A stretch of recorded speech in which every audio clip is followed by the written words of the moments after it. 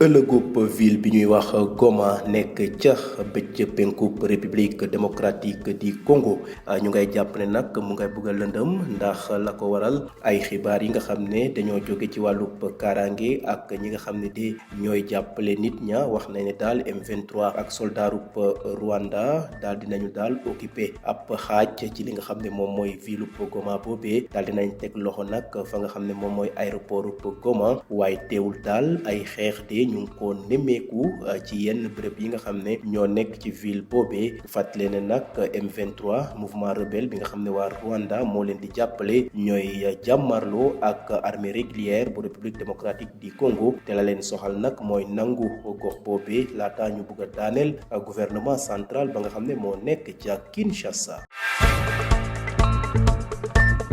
jóge fi nga xam ne nag moom mooy région des Grands Lacs dem ci goxub Sahel ay manifestation ñu nemmeeku ko ci ville yu bëri ci Burkina Faso ak Niger démb nag ci bésub talaata gi ñaar fan ak juróom-ñett ci weeru janvier la ñu doon amal manifestation yooyu daal ngir màggal génn bi nga xam ne réew yooyu nga xam ne génn nañ ko ci communauté économique des et de développement des états de l'Afrique de l'Ouest di CEDEAO ak génn ci dëkk yi nga xam ne ñoo formé alliance des états du Sahel di AES sorti boobu sax wala génni ci CEDEAO boobu sax dëggal nañ ko tey ji ci bésub alarba bi yem ak ñaar fan ak juróom-ñeent ci weeru janvier wax nañ ne nag manifestants yi daal wax nañ ne dañuy soutenir décision yooyu ba tax na nag ñu daal di nag amal ay manifestation ngir encourager réew yi di Burkina Faso Mali ak Niger ci génn bi ñu génni ci CEDEAO.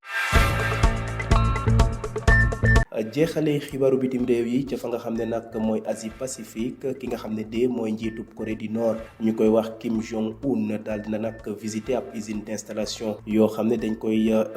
ay matuwaay yoo xam ne li jëm ci wàllub nucléaire la tax mu daal def ni mel mooy fexe daal ba xool ana fan la ñu toll ci li jëm ci wàllub kaaraange ngir aar seen réew suñu sukkandikoo nag ci agence de presse officielle bu Corée du Nord bu ñuy wax KCNA ci visitam boobee sax wax nañ ne Kim Jong Un wax na ne de daaw jotoon nañu def ni mel ci li jëm ci wàllub développer seen programme nucléaire ba daal gisoon nañ ci résultat yu am solo wax nañ ni nag ren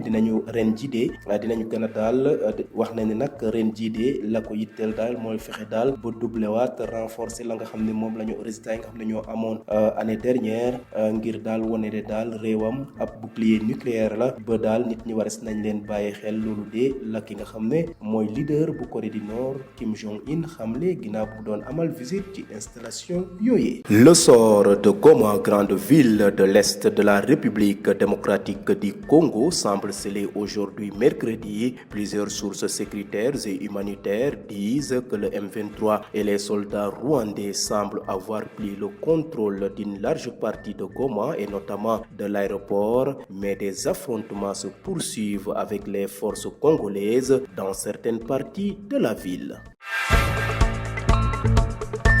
Quittons la région des Grands Lacs pour le Sahel. Des manifestations dans plusieurs villes du Burkina Faso et du Niger ont eu lieu hier, mardi 28 janvier, pour célébrer la sortie de la communauté économique et de développement des États de l'Afrique de l'Ouest CEDEAO par les pays de l'Alliance des États du Sahel. Cette sortie est effective aujourd'hui, mercredi 29 janvier 2025, disant soutenir la décision des leaders de l'AES, soit du Burkina Faso, du Mali et du Niger. Plusieurs milliers de personnes ont répondu à l'appel.